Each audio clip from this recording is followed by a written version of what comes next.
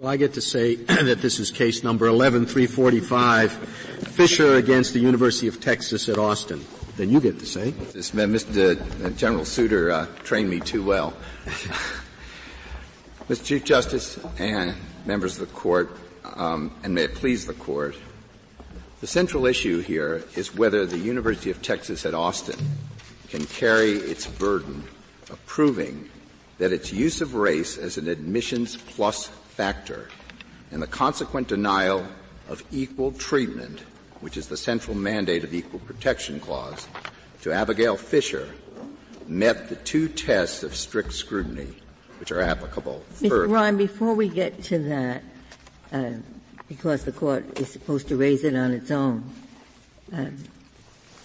the question of standing, the injury, if the injury is rejection by the University of Texas, and the answer is no matter what, this person would not have been accepted, then how is the injury caused by the affirmative action program?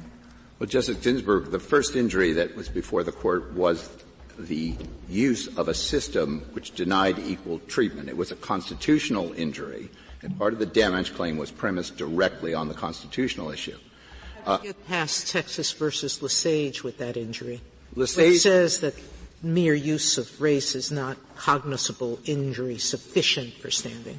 Lesage was litigated on its merits, and the question was whether Lesage could carry his case on summary judgment when it was apparent that his complaint, which was that he was denied access to the graduate program at the University of Texas, was not sustainable. As I said, there are several factors in this case that are quite different. First, there's a constitutional injury as such, and the Court has recognized it. Second, the fact premise, she could not have been allowed in under any circumstance, was never tested below, wasn't raised below. It comes up in a footnote in. Can I go to another side? She's graduated. Correct. She disclaimed a desire after her application to go to the school at all. She was permitted to apply for the summer program and get in automatically, and she didn't, correct? No, that's not correct, Your Honor. She was not automatically admitted. She was considered for the summer program and rejected. You're talking about the CAP program, where she could have attended a different university in the Texas system, and had she been able to achieve. But she's graduated. Injunctive relief she's not going to get. So what measure of damages will she get, or will she be entitled to? Well, that issue, of course, is bifurcated, and we've reserved the ability to. But you have to claim an injury. So what's the injury that you're claiming that would sustain a claim of damages? The denial of her right to equal treatment is a constitutional injury in and of itself, and we had claimed certain damages on that. We started the case before it was clear whether she would or wouldn't be admitted. You still haven't answered how Lesage gets away from that. Well, give me another damages question. If we then, on remand, were to assert damages contingent upon the fact that she should have been admitted to UT and was not admitted, we would then have to prove that but for the use of race, she would be admitted. That's the thrust of Lesage. Whether we can prove it or can't prove it is something you can't tell on this record. It's merely asserted. And I would point out that Texas said below there was no way to determine that issue. We've had cases involving alleged discrimination in state contracting, and we haven't required the person who was discriminated against because of race to prove that he would have gotten the contract otherwise, have we? No, sir. It's been enough that there was a denial of equal protection. That is correct, and that is our first premise. And I would say that the same issue was raised in Bakke. And in Bakke, the contention was he couldn't have gotten into the medical school, therefore he has no case. The Court said in footnote 14 to Justice Powell's opinion, that's a matter of merits. It is not a matter of standing. I think in parents involved, the same type of contention was made with respect to the Louisville class plaintiffs whose son had been admitted to the school of his choice. And the Court said damages are enough to sustain standing. There's a live damages claim here, and I don't think there's a question of. Her claim is not necessarily that she would have been admitted, but that she was denied a fair chance in the admission lottery, just as when a person is denied participation in the contracting lottery, he has suffered an injury. Yes, Justice Scalia, I agree with that. If you're going to the merits, I want to know whether you want us to, are asking us to overrule Grutter. Grutter said it would be good law for at least 25 years. And I know that time flies, but I think only 9 of those years have passed. And so are you, and if so, why overrule a case into which so much thought and effort went and so many people across the country have depended on? Justice Breyer, we had said very carefully we were not trying to change the Court's disposition of the issue in Grutter. Could there be a legitimate, a compelling interest in using race to establish a diverse class? What the problem that we've encountered throughout the case is there are varying understandings, not of the legitimacy of the interest, but how you get there. Is it necessary to use race to achieve that interest? What does a critical mass? So your question is whether what your point is, does your case satisfy Grutter? Is that what you're arguing? We litigated on that basis. Well, yes. How do you want to argue it right now in the next 10 minutes? I'm interested because I have a very short time to get my question out, and I need to know how you're going to argue it. Well, Justice Breyer, our argument is we can satisfy Grutter if it's properly read. What we've seen. May I ask you on that specifically? Let's take away the 10% solution.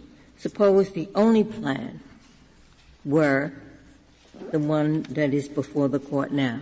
No 10%. This is the exclusive way that the university is attempting to increase minority enrollment. Then, if we had no 10% solution, under Grutter, would this plan be acceptable? Well, I think that there would be flaws under Grutter, even if you assumed away something that can't be assumed away because it is a matter of Texas law. That is, there is a top 10% program. Well, then the question is, can you have both? But it seems to me that this program is certainly no more aggressive than the one in Grutter. It's more, in fact, more modest. Well, I don't agree with that, and let me explain why. In order to satisfy Grutter, you first have to say that you are not just using race gratuitously, but it is in the interest of producing a critical mass of otherwise underrepresented students. And so to be within Grutter framework, the first question is, absent the use of race, would we be generating a critical mass? To answer that question, you've got to examine in context the so-called soft factors that are in Grutter. Is there an isolation on campus? Do members of the minority feel that they cannot speak out? One social studies that this university did said that minority students overwhelmingly, even with the numbers they have now, are feeling isolated. So why isn't that even under your test? We can go back to whether substantial evidence is necessary or not. Why does their test fail? Well, the survey was a random survey. It's not reported in any systematic way. They evidently interviewed students, and it was all about classroom isolation. It wasn't was it done before or after they announced the decision to reinstitute racial It was done after President Faulkner had made the declaration they were going to do it. Yeah. It was done before. Which came almost immediately after our decision on Grutter. I believe on the same day. And by the way, do you think that Grutter, this goes to Justice Breyer's question, do you think that Grutter held that there's no more affirmative action in higher education after 2028? No, I don't. Is that the holding of Grutter? That was not. I agree. What I want to get in the question, so what I'm trying to pinpoint, because we have such a limited time. And to me, the one thing I want to pinpoint, since you're arguing on that this satisfies Grutter, if properly understood, as you say that, in looking up, we have a 2-court rule. And 2 courts have found, it seems to me, that here there is a certain thing. There is no quota. It is individualized. It is time limited. It was adopted after the consideration of race-neutral means. each applicant receives individual consideration, and race did not become the predominant factor. So I take those as a given. And then I want to know what precisely it is that Grutter required, in your opinion, that makes this different from Grutter in that it was not satisfied here. The ones I listed, 2 courts say are the same. So maybe there's some others. I'm not sure we agree with those courts in their method of analysis. But we have a rule that if 2 courts say it, we're very reluctant on something connected with facts to overturn it. Well, so that's why I mentioned that. And particularly in the case of considering alternatives that have worked about as well.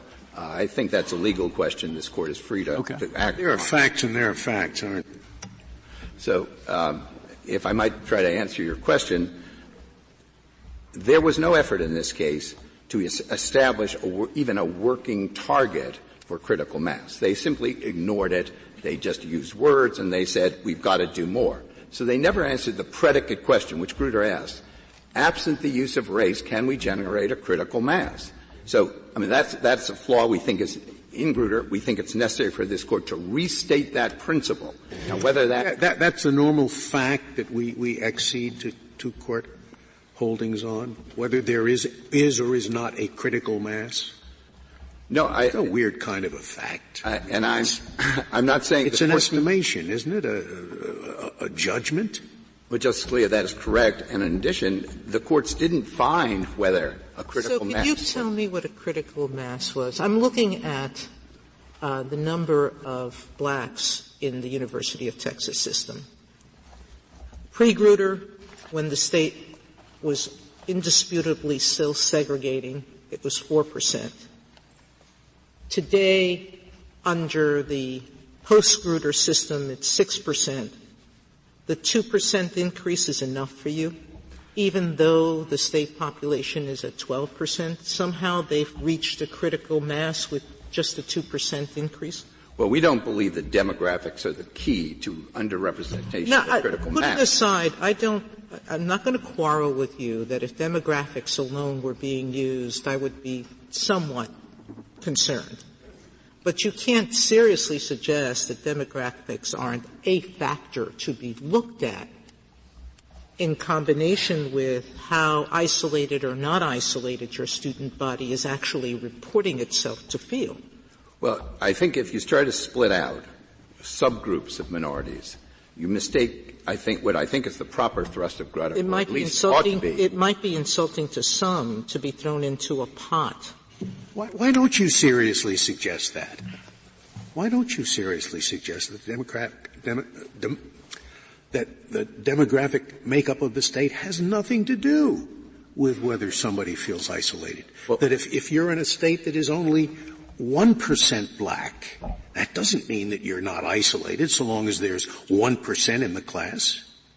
Certainly, I wish you would take that position because it seems to me right. Well, Justice Scalia, racial balancing is not a permissible interest, and we have this Court has constantly held, not a permissible interest, and that is something we certainly agree with. Trying to respond to Justice Sotomayor, and in the framework of Grutter, what you're looking at is, does this person, member of a so-called underrepresented minority, it's a concept we don't necessarily accept, but it's Texas's concept, are they isolated? Are they unable to speak out? And I think we've always said, if you have a very large number, as Texas did in 2004 when they ostensibly made the decision to reinstitute race, they had 21% admission percentage of what they called the underrepresented minorities. They also had about 18% admission ratio of Asian Americans. So on campus, you're talking about 40% of the class being minority. Now, but the test is, in your opinion, I have to write this in the opinion, say, the proper test of critical mass is the minority isolated, unable to speak out. That's the test. And that wasn't in Grutter or was in Grutter. In your opinion, it was in Grutter. Yes, it said expressly in Grutter. Isolated, and the reason it was satisfied there and not here is?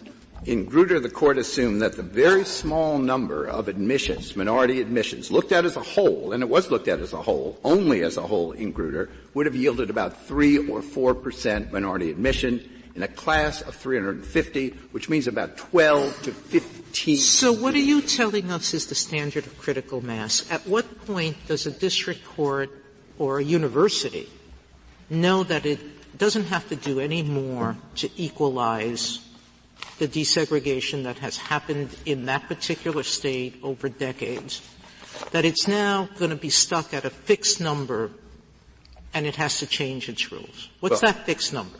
It's not our burden to establish the number. It was the burden of the University of Texas to determine whether. Well, they told the district court, they took a study of students, they analyzed the composition of their classes, and they determined in their educational judgment that greater diversity, just as we said in Grutter, is a goal of their educational program, and one that includes diversifying classes. So what more proof do you require? Well, if you are allowed to state all the grounds that need to be proved, you will always prove them in all fairness, Justice Sotomayor. Well, but giving you what's in the evidence, what more do you think they needed? I think I hear all you saying in your brief is the number's fixed now. They got enough, no more is necessary. What we're saying in the brief was they were generating, in fact, a very substantial number of minority presence on campus. That's enough now. That's what you're saying. No, and that immediately thrust upon them the responsibility, if they wanted to, essentially move away from equal treatment, they had to establish we have a purpose. We're trying to generate a critical mass of minorities that otherwise could not be achieved. Tell me what about their use of race did not fit the narrow tailoring, not the necessity prong as you've defined it, but the narrow tailoring that Grutter required. How is race used by them in a way that violated the terms of Grutter? All right, and for this purpose, assuming that the need is there. I know you're challenging the need. Put aside whether this was necessary and whether it was an appropriate last resort in a quest for diversity and critical mass, because Grutter's not without limits. But I'll put that aside, and let me come directly to your question. First of all, if you think about narrow tailoring, you can't tailor to the unknown. If you have no range of evaluation, if you have no understanding of what critical mass means, you can't tailor to it. So you have to set a quota for critical mass. No. There's a huge difference, and it's an important one that is not well put out by the University of Texas. Having a range and a view as to what would be an appropriate level of comfort, critical mass, as defined in Grutter, allows you to evaluate where you are. So we won't call it a quota, we'll call it a goal. Something Grutter said you shouldn't have.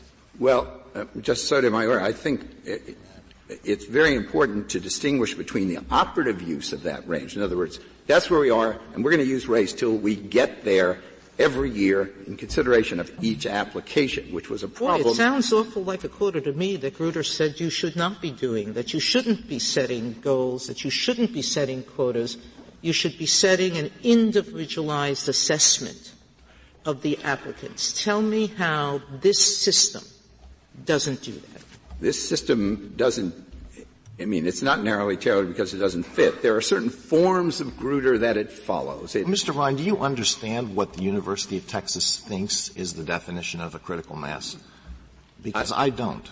Well, it simply reiterated the language of Grutter. They have no definition. They can't fit. Mr. Ryan, it seems to me that in you talking about critical mass, you are relying entirely on the 10% is enough. They got minorities through the 10%, so they don't need any more. And I tried to get you originally to focus on forget the 10% plan. This is the entire plan. Well, let me tell you that if you look outside the top 10, the so-called AIPAI admits only, forget the top 10 for a minute, they were generating approximately 15% minority admissions outside the top 10, which is above what the target was in Grutter. So this is not Grutter on its facts. It's vastly different. Because of the 10%. No, I'm talking about only the non-top 10% admissions. 15% of those were so-called underrepresented minorities. This is without the top 10. Now, the top 10 is also a major generator of admissions for underrepresented minorities. And this was before the adoption of the plan? That is correct. Those are the numbers. Well, I'm sorry, now I'm confused. I thought the 15% figure was the one that was arrived at with the 10% plan. With the 10% plan, it's much higher. In 2004, it was 21% for just Hispanics and African Americans, and these are the categories they used. If you add in Asians, it was over 38%.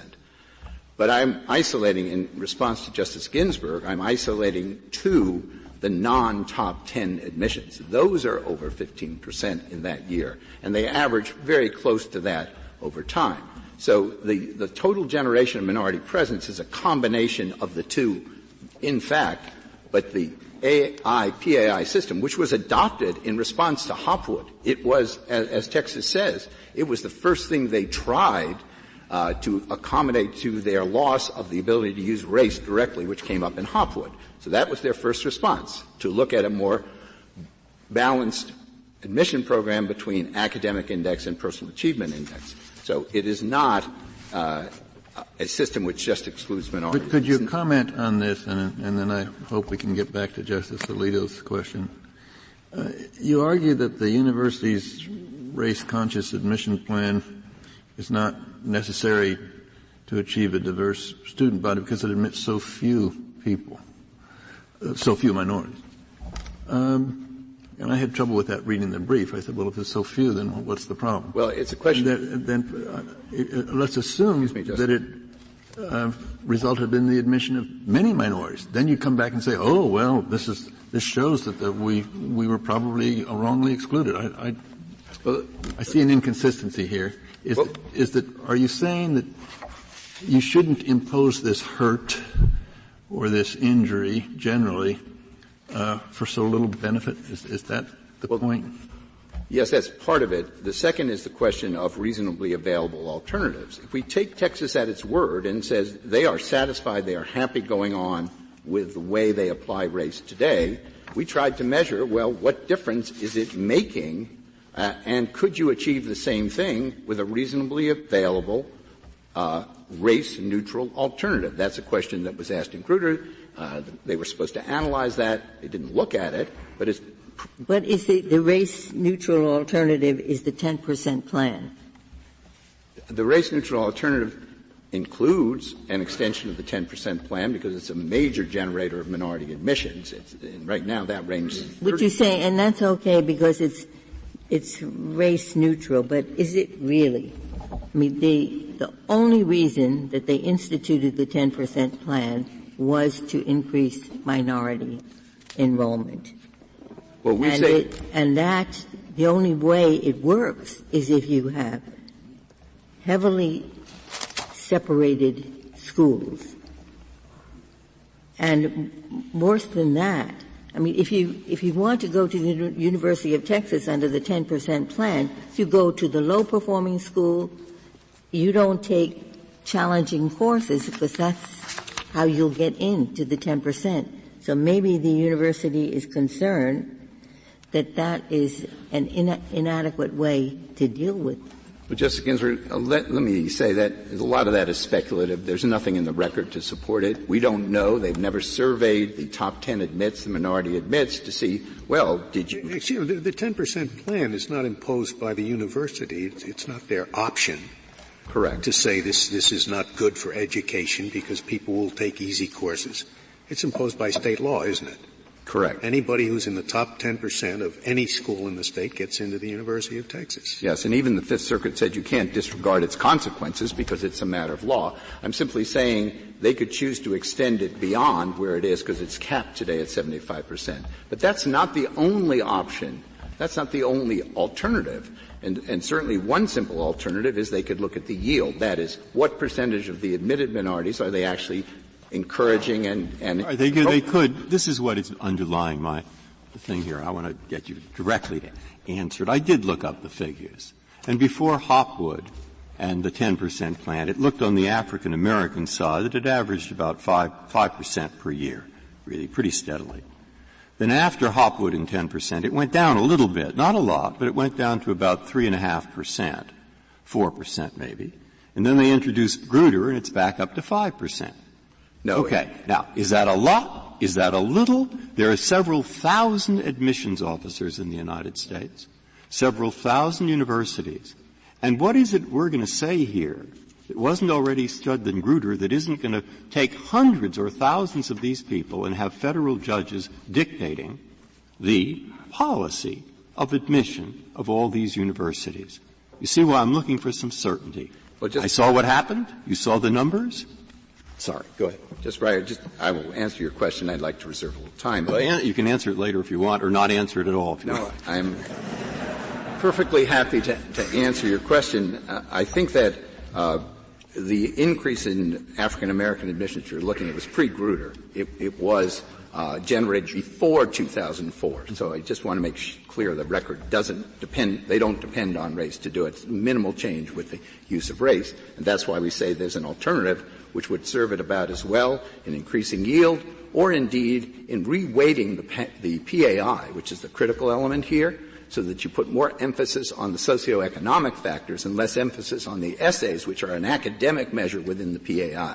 So there are lots that they could do. Now we're going to tell the universities how to run and how to weigh qualifications too. It's not the job of the court to tell them how to do it. It's their job to examine the alternatives available to them and see if they couldn't Could you achieve tell the same me thing. again how race and their use of race overwhelms those other factors in their system as it's created? The question is not whether it overwhelms them, but they admit it is effective. There are admissions that would not have taken place but for somebody else would have had that place but for the use of race. And I think, Justice Kennedy, just to answer your question fully, you have to analyze those race-neutral alternatives. And if you look at parents involved, that was the critical question. The outcomes were so small that there were readily available alternatives. Well, perhaps you could summarize by saying, by telling us, from your point of view, this plan fails strict scrutiny on one or two or both levels. A, because the objective is inappropriate or ill-defined, and B, because of the implementation is defective. Which or both of those are you arguing? We have argued both, and we continue to argue both. It is not a necessary. And in what respect does this plan fail strict scrutiny under under both of those categories? Okay. Under the category, the first category, was it a necessary means of pursuing a compelling interest? We don't believe they've shown any necessity for doing what they were doing. And certainly race should have been a last resort. It was a first resort. That's, in a nutshell, that prong of it. And they failed in every respect. If you go to narrow tailoring, what we're saying is they didn't consider alternatives, and their treatment of, as we have pointed out, Asian Americans and Hispanics makes an incomprehensible distinction. They say, we don't worry about Asians. There are a lot of Asians. It's a demographic measure, which is a forbidden measure. They're in excess of their share of the Texas population. But if you are trying to find individual comfort levels, if you're breaking it down between African Americans and Hispanics, then Counsel, you're the one who in your brief has assumed that they are valuing different races differently. But Asian numbers have gone up under however they've structured this PAI. And as I understand their position, race is balanced against other issues like socioeconomics, the strength of the classes people took. It's never standalone. So even a white student, I presume, who goes to an entirely black or an entirely Latino school who becomes class president would get some points because he has or she has proven that they foster or can deal in a diverse environment. That's how I understood their plan, that it's not just giving you a plus because of race. It's combining that with other factors. There is a plus because of race. There are many other factors in the decision. And might I say that the white student president of the class in an ethnically different school is a measure of leadership. Leadership is an independent factor in the PAI. He's not getting that point because of his race. he's getting that point because of his leadership. That sort of race-neutral criteria could work for anybody. So race is an independent add-on. It is something they can use to boost a PAI score, the PAS element, in any way they like, because they say they contextualize it. And we said it's not necessary. It's not narrowly tailored. It ignores available alternatives. It gives disparate treatment to Asian Americans because they're minorities as well. And to the extent it depends on the classroom factor, there is simply no way to relate or fit what they're doing to the solution of the problem, which they used as a major foundation of their proposal, which is the non-diverse classroom. That certainly there's just no correspondence there. I see my time is up. We'll afford you rebuttal time since our questions have prevented you from reserving it. Mr. Garre? Thank you, Mr. Chief Justice, and may it please the Court. For two overriding reasons, the admissions plan before you is constitutional under this Court's precedents. First, it's indistinguishable in terms of how it operates in taking race into account as only one modest factor among many for the individualized considerations of applicants in their totality from plans that this Court has upheld in Grutter and plans that this Court approved in Bakke and the Harvard plan. I put that in the narrow tailoring category, that it's narrowly tailored the way Grutter said. Not the necessity prong and not the need prong, not the necessity prong. I think most of his arguments has been centered on that. So that's right, and so that's the second point I was going to make, which is that the holistic admissions process at issue here is a necessary counterpart to the state's top 10% law and works to offset the systematic drawbacks of that law in achieving an interest that is indisputably compelling, the university's interest in assembling a broadly diverse student body. Counsel, before I need to figure out exactly what these numbers mean, should someone who is 1/4 Hispanic check the Hispanic box or some different box? Your Honor, there is a multiracial box. Students check boxes based on their own determination. This is true under the common. Well, I suppose the person who's 1/4% Hispanic, his own determination would be on 1/4% Hispanic. Then they would check that box, Your Honor. As is true. They would check that box. What about 1/8? Your Honor, that was they would make that self-determination, Your Honor. If anyone in any part of the application violated some honor code, then that could come out. Would it violate the honor code for someone who's 1/8 Hispanic and says, I identify as Hispanic, to check the Hispanic box? I don't think it would, Your Honor. I don't think that issue would be any different than the plan upheld in Grutter or the Harvard plan. But you don't check in any way the racial identification. And no college in America, the Ivy League's a little. How do you know you have 15% African American, Hispanic, or 15% minority? Your Honor, the same way that determination is made in any other situation I'm aware of where race is taken into account. You say it's the same way. What is that way? The persons self-identify on that form. Do they have to self-identify? They do not, Your Honor. Every year people do not, and many of those applicants are admitted. And how do they decide? You know, they want not just a critical mass in the school at large, but class by class. How do they figure out that particular classes don't have enough? Somebody walks in the room and looks them over to see who looks Asian, who looks black, who looks Hispanic? Is that how it's done? No, Your Honor, and let me try to be clear on this. The university has never asserted a compelling interest in any specific diversity in every single classroom. It's simply looked to classroom diversity as one dimension of student body diversity. I don't know what you're talking about. I mean, it is either a factor that's validly in this case or it isn't. Now, do they look to individual classroom diversity or not? And if so, how do they decide when classes are diverse? This Court in Grutter, Your Honor, and maybe the most important thing that was said during the first 30 minutes is when given an opportunity to challenge Grutter, I understood my friend not to ask this Court to overrule it. This Court in Grutter recognized the obvious fact that the classroom is one of the most important environments where the educational benefits of diversity are realized. And so the University of Texas, in determining whether or not it had reached a critical mass, looked to the classroom. I'm asking how. How did they look to the classroom? Well, Your Honor, do they require everybody to check a box, or they have somebody figure out, this person looks 1/32nd Hispanic and that's enough? They did a study, Your Honor, that took into account the same considerations that they did in discussing the enrollment. What kind of a study?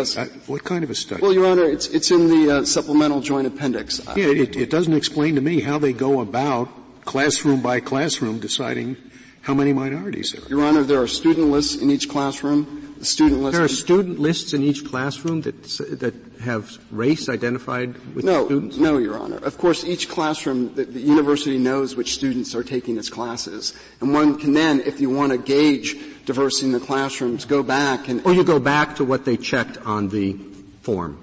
Your Honor, this was part of a That's a yes or no question. You go back to what they checked on their application form in deciding whether Economics 201 has a sufficient number of African Americans or Hispanics. That is information that's available to the university, Your Honor, the race of students if they've checked it on the application. But I do want to be clear on this classroom diversity study. This was only one of many information points that the university looked to. Well, on the classroom diversity, how does the non-top 10% part of the plan further classroom diversity? My understanding is that the university had over 5,000 classes that qualified as small, and the total number of African Americans and Hispanics who were admitted under the part of the plan that's challenged was just a little over 200. So how can that possibly do more than a tiny, tiny amount to increase classroom diversity? Well, Your Honor, first, I think that 200 number is erroneous. There have been many more minority candidates. Per class? No, not on a per-class basis. In an entering class. I think in looking at the classrooms, Your Honor, what the university found was shocking isolation. How many non-top 10% members of the two minorities at issue here are admitted in each class? Your Honor, we didn't look specifically at that determination. What we did, in other words, to try to find whether they were holistic admits or percentage admits, we did conclude in 2004, and again, this was before we did the classroom study before the plan at issue was adopted. And at that time, there were no holistic admits taking race into account. And what we concluded was that we simply, if you looked at African Americans, for example, in 90% of the classes of the most common participatory size. I really don't understand your answer. You know the total number of, let's say, African Americans in an entering class, right? Yes, Your Honor. And you know the total number who were admitted under the top 10% plan? We do, Your Honor, but again, at the time you subtract A from B, you'll get C, right? Your Honor, at the time... What is the value of C per class? Your Honor, I don't know the answer to that question, and let me try to explain why the university didn't look specifically to that. Because at the time that the classroom diversity study was conducted, it was before the holistic admissions process at issue here was adopted in 2003, 2004. And so that determination wouldn't have been as important as just finding out are African Americans or Hispanics, underrepresented minorities present at the university in such numbers that we're not experiencing racial isolation in the class. What is that number? What is the critical mass of African Americans and Hispanics at the university that you are working toward? Your Honor, we don't have one. And this Court in Grutter... So how are we supposed to tell whether this plan is narrowly tailored to that goal? To look to the same criteria this Court in Grutter. This Court in Grutter specifically rejected the notion that you could come up with a fixed percentage. But does critical mass vary from group to group? Does it vary from state to state? It certainly is contextual. I think it could vary, Your Honor. I think, let me first say that my friends have, throughout this litigation, not in this Court, asserted 20% as a critical mass, and that's lumping together different minority groups. But could you answer my question?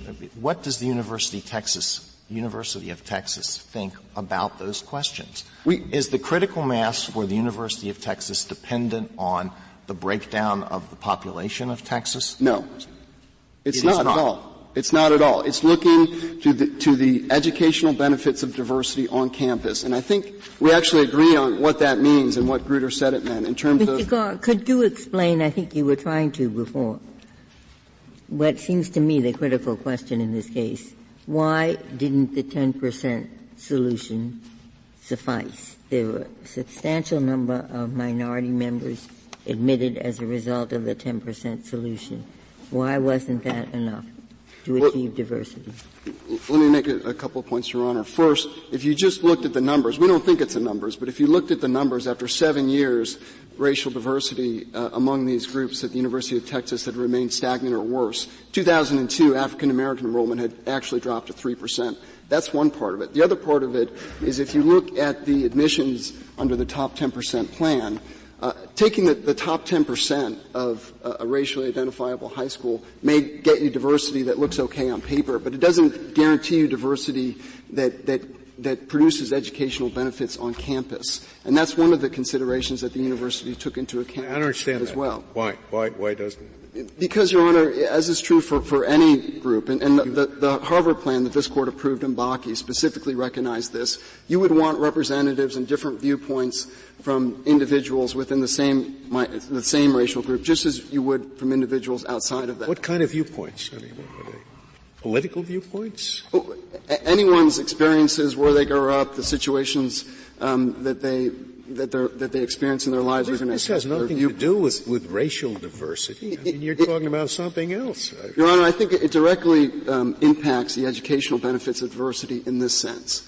That the minority candidate who has shown that he or she has succeeded in an integrated environment, has shown leadership, community service, the other factors that we looked at in the holistic review, is precisely the kind of candidate that's going to come on campus, help to break down racial barriers, work across racial lines. Also the kind that is likely to be included within the 10% rule. And incidentally, when was the 10% rule adopted? 1998, Your Honor, but with respect to your factual point, that's absolutely wrong, Your Honor. If you look at the admissions data that we cite on page 34 of our brief, it shows the breakdown of applicants under the holistic plan and the percentage plan. And I don't think it's been seriously disputed in this case to this point that although the percentage plan certainly helps with minority admissions, by and large, the minorities who are admitted tend to come from segregated, racially identifiable schools. Well, I schools. thought that the whole purpose of affirmative action was to help students who come from underprivileged backgrounds. But you make a very different argument that I don't think I've ever seen before. The top 10% plan admits lots of African American, lots of Hispanics, and a fair number of African Americans. But you say, well, it's faulty because it doesn't admit enough African Americans and Hispanics who come from privileged backgrounds. And you specifically had the example of the child of successful professionals in Dallas. Now that's your argument. If you have an applicant whose parents are, let's say one of them is a partner in your law firm in Texas, another one is another corporate lawyer. They have income that puts them in the top 1% of earners in the country, and their parents both have graduate degrees. They deserve a leg up against, let's say, an Asian or a white applicant whose parents are absolutely average in terms of education and income. No, Your Honor, and let me answer the question. First of all, the example comes almost word for word from the Harvard plan that this Court approved in Grutter and that Justice Powell held out. Well, how can the answer to that question be no? Because being an African American or being a Hispanic is a plus factor. Because, Your Honor, our point is that we want minorities from different backgrounds. We go out of our way to recruit minorities from disadvantaged backgrounds. Well, what you're saying is that what counts is race above all. No, Your Honor. What counts is different experiences. That's the necessary response to Justice Alito's question. Well, Your Honor, what we want is different experiences that are going to come on campus. Underprivileged of a certain race and privileged of a certain race. That's race.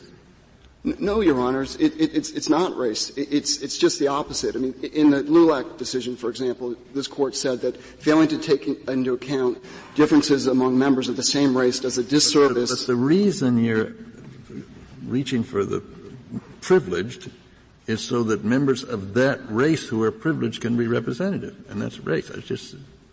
It's members of the same racial group, Your Honor, bringing different experiences, and to say that if you took any racial group, if you had an admissions process that only tended to admit people from a particular background or perspective, you would want people from different perspectives. And that's the interest that we're discussing here. It's the interest that the Harvard plan specifically adopts. I understand my job under our precedents to determine if your use of race is narrowly tailored to a compelling interest. The compelling interest you identify is attaining a critical mass of minority students at the University of Texas.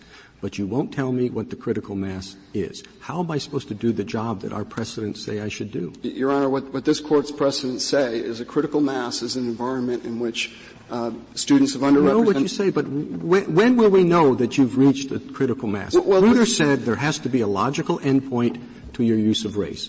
What is the logical endpoint? When will I know that you've reached a critical mass? Your Honor, this question, of course, implicates Grutter itself. And again, I think I understood my friend not to challenge that. They haven't challenged that diversity is a compelling interest at all. What we look to, and we think that courts can review this determination, one, we look to feedback directly from students about racial isolation that they experience. Do they feel like spokespersons? So you conduct a survey and ask students if they feel racially isolated? That's one of the things we look at. And that's the basis for our constitutional determination? Your Honor, that's one of the things that we looked at. Okay, what are the others? Another is that we did look to enrollment data, which showed, for example, among African Americans, that African American enrollment at the University of Texas dropped to 3% in 2002. Under the percentage. At what level will it satisfy the critical mass? Well, I think we all agree that 3% is not a critical mass. It's well beyond at what level will it satisfy the requirement of critical mass? When we have an environment in which African Americans. How am I supposed to decide whether you have an environment within particular minorities don't feel isolated? Your Honor, part of this is a judgment that the educators are going to make, but you would look to the same. So I say when you tell me that's good enough. No, Your Honor, not at all. You would look to the criteria that we looked at. The enrollment data, the feedback from the students. We also took into account diversity in the classroom. We took into account the racial climate on campus. Would 3% be enough in New Mexico, your bordering state, where the African American population is around 2%? Your Honor, I don't think it would. I mean, our concept of critical mass isn't tied to demographic. It's undisputed in this case that we are not pursuing any demographic goal. That's on page 138 of the Joint Appendix. I think many key facts are undisputed here. It's undisputed that race is only a modest factor. It's undisputed that we're taking race into account only to consider individuals in their totality. And this is Mr. Garre, I think that the issue that my colleagues are asking is at what point and when do we stop deferring to the university's judgment that race is still necessary? That's the bottom line of this case. And you're saying, and I think rightly because of our cases, that you can't set a quota because that's what our cases say you can't do. So if we're not going to set a quota, what do you think is the standard we apply to make a judgment? I think the standard you would apply is the one set forth in Grutter, and it comes from Justice Appel's opinion in Bakke, that you would look to whether or not the university reached an environment in which members of underrepresented minorities, African Americans and Hispanics, do not feel like spokespersons for their race. An environment where cross-racial understanding is promoted, an environment where the educational benefits of diversity are realized. And the reason why the University of Texas concluded that that environment was not met here, it laid out in several different information points that this court can review. And that holds for only another, 16 years, right? 16 more years and you're going to call it all off. Your Honor, we don't read Grutter as established in that kind of time clock. We were looking at you were appealing to Grutter, and that's what it said. Well, Your Honor, Grutter is this Court's precedents. We're guided by it here, at least the advocates are. And what we would look to is once we're looking at this every year, we're looking at it carefully, and once we reach that point, of course we're going to stop. But we also take into some of the stuff that Grutter says. Some of the stuff that Grutter says you agree with. Some of the stuff that it says you don't agree with. Well, I don't know that I've disagreed with anything it said. So before your time runs out, the other point that I'd like you to answer is the argument based on parents involved that the gain is just too small to warrant using a racial criterion. Because you have the 10%, you don't need more. So how do you answer the argument that the gain is too small? First, I'd point to my friend's own concessions that the consideration of race has increased racial diversity at Hispanic and helps with minority enrollment. That's on page 138 of the Joint Appendix. Secondly, I'd point to the fact that African American Hispanics admissions did increase. African American admissions doubled from the period of 2002 and 2004. So this has had a real important impact on diversity at the University of Texas. In terms of diversity, how do you justify lumping together all Asian Americans? Do you have a critical mass of Filipino Americans, Your Honor, Cambodian Americans? The common form that's used has Asian American, but also next to that has a form that says country of origin where that can be spelled out. And do you have a critical mass as to all the subgroups that fall within this enormous group of Asian Americans? Your Honor, we've looked to whether or not we have a critical mass of underrepresented minorities, which is precisely what the Grutter decision asks us to do. I think if I can make a quick point on jurisdiction. If I could, before you get to that, suppose that you in your experience identify a numerical category, a numerical standard, numerical designation for critical mass. It's X percent. During the course of the admissions process, can the admissions officers check to see how close they're coming to this? No. No, Your Honor, and we don't. On page 389 you cannot do that? We wouldn't be monitoring the class. I think one of the problems... Isn't that what happened in Grutter? Allowed that? It did, Your Honor. It was one of the things... You're saying that Grutter is incorrect? No, Your Honor. It was one of the things that you pointed out in your dissent. What I'm saying is we don't have that problem because I'm asking whether or not you could do that. And I don't think so because the Grutter majority didn't understand it to be monitoring for purposes of reaching a specific demographic. They don't monitor, but race is the only one of your holistic factors that appears on the cover of every application, right? Well, all of the holistic factors are taken into account in the application, and they're listed I'm sorry. at the point of the application. The question was whether race is the only one of your holistic factors that appears on the cover of every That's true on the cover of the application. Could I make one point on jurisdiction? We'll give you a little more time since I'm going to give your friend a little more time. Thank you. The fundamental problem with jurisdiction is this. First of all, they definitively cannot show that she was injured by any consideration of race. That's at pages 415 of 416 of the Joint Appendix, where it makes clear that Ms. Fisher would not have been admitted to the fall 2008 class at the University of Texas, no matter what her race. Because just to be clear, are you arguing that she doesn't have standing in an Article III sense? Yes, Your Honor. And you addressed that in your brief in one footnote, right? We have an obligation to consider it in every case, and what you gave us is one footnote in which you said it's hard to see how she could establish cognizable jurisdiction. And there's another part of that that comes from the brief in opposition, Your Honor, which goes to the relief that she's requested.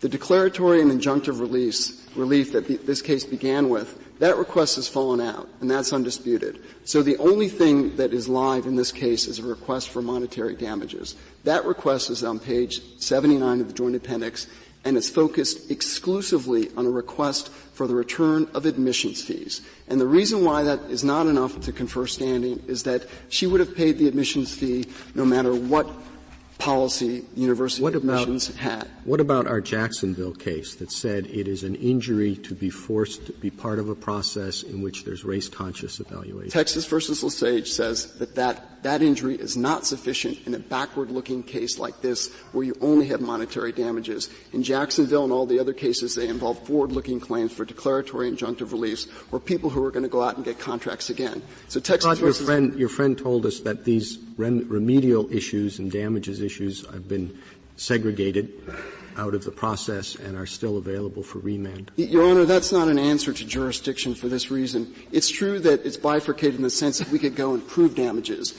but the complaint makes no doubt that the only request for monetary damages is a request for admissions fees. It says that explicitly. And this Court has said that relief that does not remedy the injury suffered cannot bootstrap a plaintiff into federal court. That's the very essence of the redressability requirement. That comes from the Steele Co. case.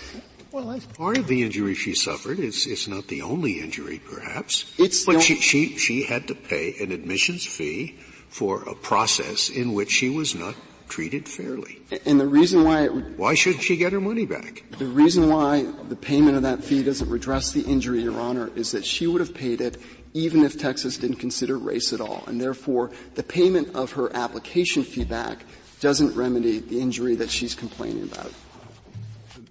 Can I ask you to get, if this is easy, do it. If not, don't. I wanted to use accurate numbers. And so I wanted to find out how many universities actually use a Grutter-type process last year or the year before, et cetera. And one of your amici, the admissions officers, according to our library, is the only place that has that information, though it's public, and I didn't want them to do it because they're an amici of yours. And you're both here, both sides, so if you can agree on simply roughly what that number is. I'd like to know it. Otherwise, I can use pre-Grutter numbers, which are public and available.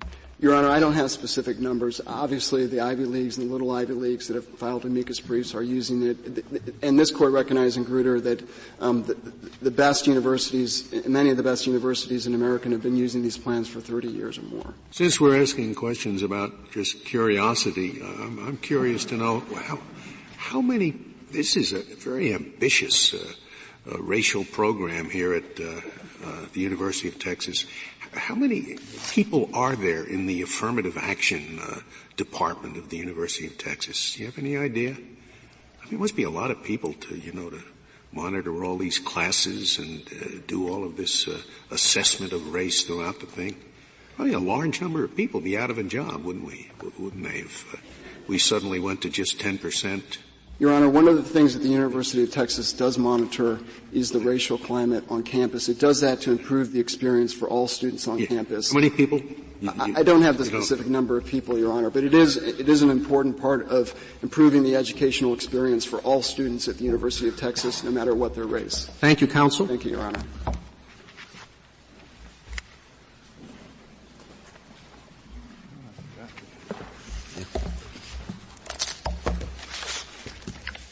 General Verrilli. Mr. Chief Justice, and may it please the Court, in resolving this case, it is important to focus on what is, or more precisely, what is not at issue. Petitioner is not challenging Grutter's reaffirmation of the principle of Justice Powell's opinion in Bakke that student body diversity is a compelling interest that can justify the consideration of race in university admissions. Colleges and universities across the country have relied on that principle in shaping their admissions policies, and it is of vital interest to the United States that they continue to be able to do so. The core of our interest is in ensuring that the nation's universities produce graduates who are going to be effective citizens and effective leaders in an increasingly diverse society and effective competitors in diverse global markets. Does the United States agree with Mr. Garre that African American and Hispanic applicants from privileged backgrounds deserve a preference? I understand that differently, Justice Alito. Here's how we understand what is going on with respect to the admissions process in the University of Texas, and I'm going to address it directly. I just think it needs a bit of context to do so. The top 10% plan certainly does produce some ethnic diversity. Significant numbers get in. The problem is the university can't control that diversity in the same way it can with respect to the 25% of the class that's admitted through the holistic process. So my understanding of what the university here is looking to do and what universities generally are looking to do in this circumstance is not to grant a preference for privilege, but to make individualized decisions about applicants who will directly further the educational mission. For example, they will look for individuals who will play against racial stereotypes just by what they bring, the African American fencer, the Hispanic who has mastered classical Greek. They can also look for people who have a demonstrated track record of. If you have two applicants who are absolutely the same in every respect, they both come from affluent backgrounds, well-educated parents, one falls within two of the groups that are given a preference, the other doesn't. It's a marginal case. It's the last position available in the class. Under the Texas plan, one gets in, one doesn't get in. Now, do you agree with that or not? No. I think you agree that that's an incorrect statement of the facts, or do you agree that that's an incorrect understanding of the Equal Protection Clause? I think it's both. I think there is no automatic preference in Texas. I think this is right this is at page 398A of the Joint Appendix. They describe the process as saying an applicant's race is considered only to the extent that the applicant viewed holistically will contribute to the broader vision of diversity. Yes, but the hypothetical is that the two applicants are entirely the same in all other respects. The point. And if the ability to give a racial preference means anything at all, it certainly has to mean that in the hypothetical given by Justice Alito, the minority student gets in and the other one doesn't. I disagree, Justice Scalia.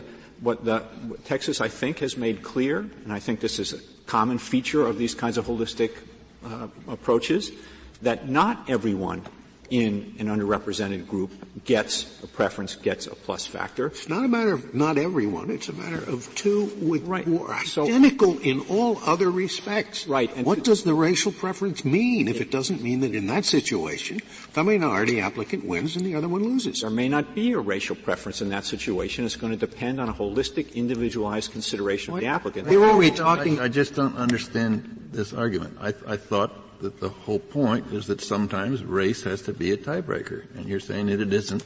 Well, then we should just go away. Then we should just say you can't use race. Don't worry about it. I don't think it's a tiebreaker. I think it functions more subtly than that, Justice Kennedy. It doesn't function more subtly in every case. If findings by both courts below, and I'm reading from the Court of Appeals opinion at Petition Appendix page 33, the district court found that race is indisputably a meaningful factor that can make a difference in the evaluation of a student's application. If it doesn't make a difference, then we have a clear case. They're using race in a way that doesn't make a difference.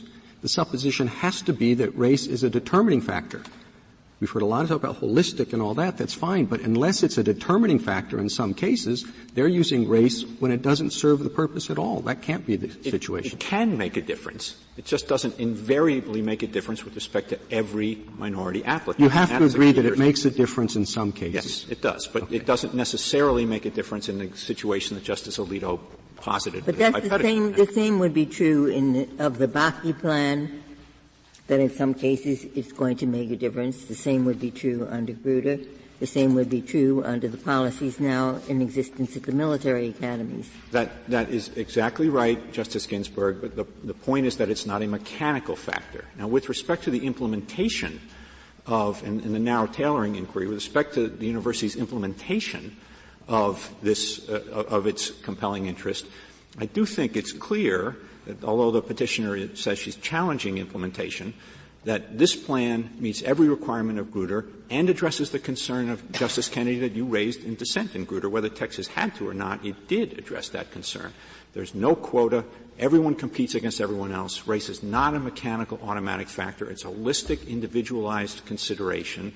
And because of the way the process is structured, they do not monitor the racial composition on an ongoing basis. As I take your answer, is that the supposition of Justice Alito's question is truly impossible under the system.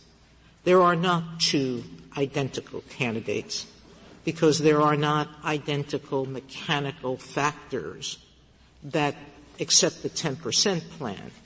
Under the PIA, the factors are so varied, so contextually set, that no two applicants ever could be identical in the sense that they hypothesize. That's correct. They make specific individualized judgments about because each no, applicant. Just to get back to what we're talking about, as I understand it, race by itself is taken into account, right? That's the only thing on the cover of the application. They take race into account. And the district court found, and you're not challenging, that race makes a difference in some cases, right? Yes, but the key, Mr. Chief Justice, is the way it makes a difference. And it makes a difference by casting the accomplishments of the individual applicant in a particular light or the potential of an individual applicant in a particular light. What the universities are looking for, principally with respect to this individualized consideration, is what is this individual going to contribute to our campus? And race can have a bearing on that because it can have a bearing on evaluating what they've accomplished, and it can have a bearing for the reasons I tried to identify earlier to Justice Alito on what they can bring to the table, what they can bring to that freshman seminar, or what they can bring to the student government, what they can bring to the campus. All right, so, but it is the correct answer to Justice Alito is if there are ever two applicants for the GPA, the test, grades, the SA1, SA2, leadership, activities, awards, work experience, community service, family's economic status, schools' socioeconomic status, family's responsibility, single-parent home, languages other than English spoken at home, and SAT score relative to school's average race, if you had a situation where all those things were absolutely identical, then the person would be admitted on the bounds of race. Not necessarily. Well, I don't need because I'm trying to make a simple point here. General, if you don't like let me withdraw my earlier question. If you don't like that, before your time runs out, let me ask you another question. Your ROTC argument, you devote a lot of attention in your brief to the military. Could you explain your ROTC argument to me? Sure. Why is it important for the ROTC program and for commissioned officers that Texas have this other plan on top of the top 10% plan? Our military effectiveness depends on a pipeline of well-qualified and well-prepared candidates from diverse backgrounds who are comfortable exercising leadership in diverse settings. Well, I understand that, and I don't want to cut you off, but because the time is about to expire. So you've got a marginal candidate who wants to go to the University of Texas at Austin and is interested in ROTC. Maybe if race is taken into account, the candidate gets in. Maybe if it isn't, he doesn't get in.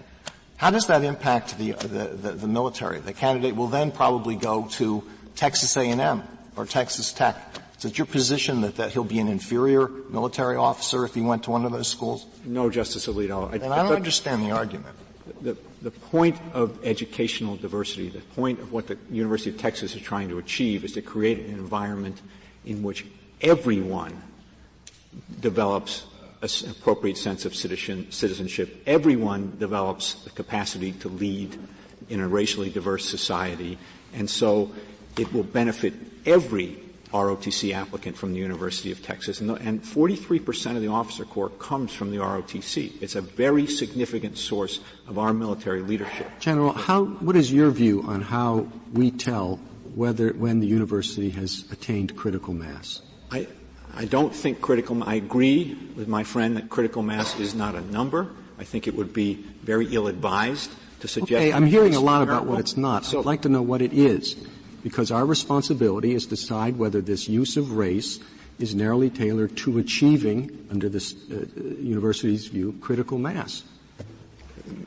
May I answer, Mr. Oh, yeah. Thank you.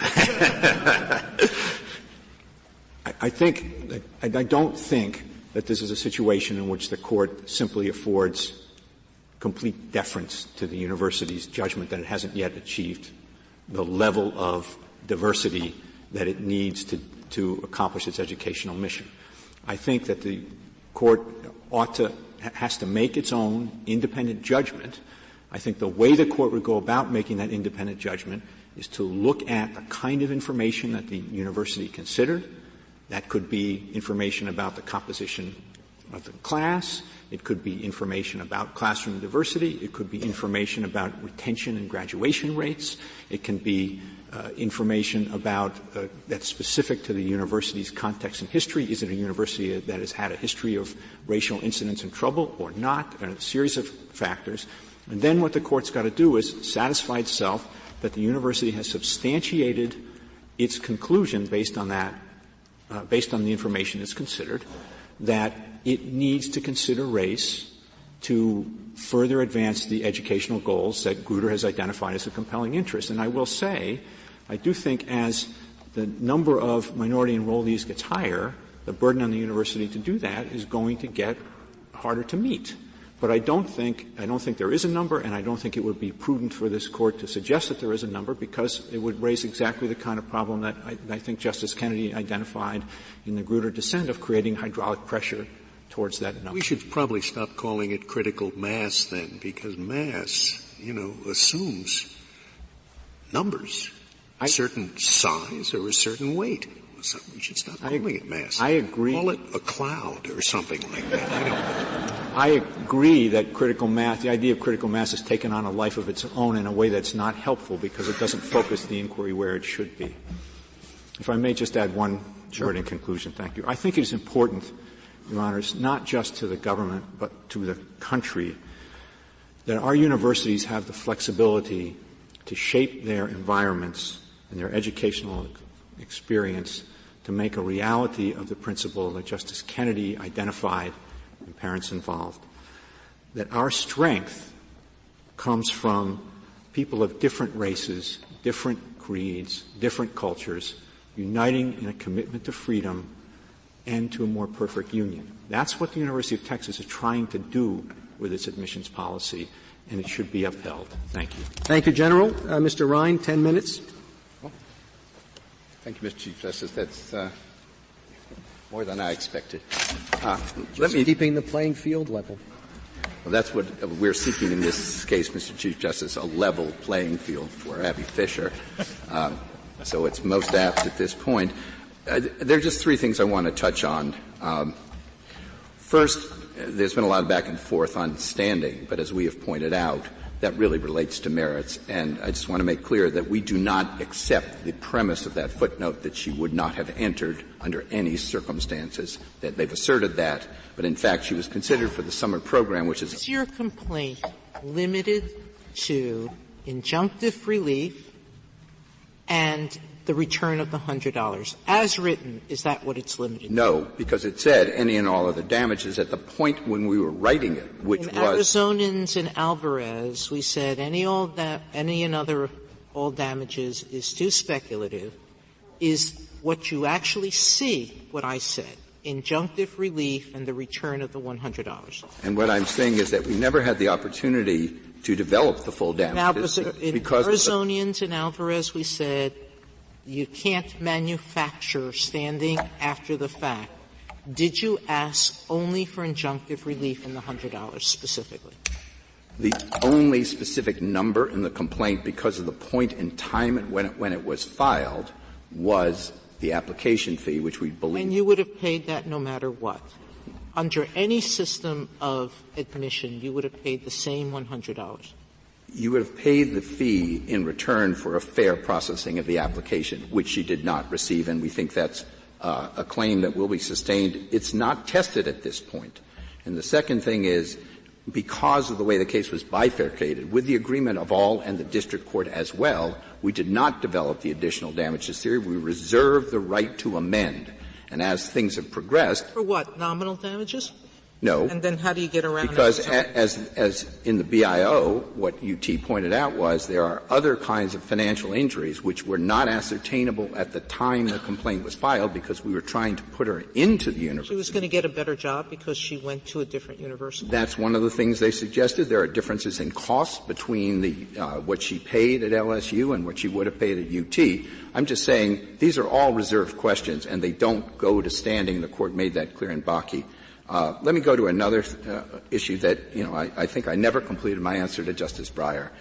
Where we stand on what you should do about Grutter is as follows. We recognize, as in the words that the Solicitor General just issued, that there is an interest which is cognizable in diversity. That was the root question in Grutter. Could you recognize that at all?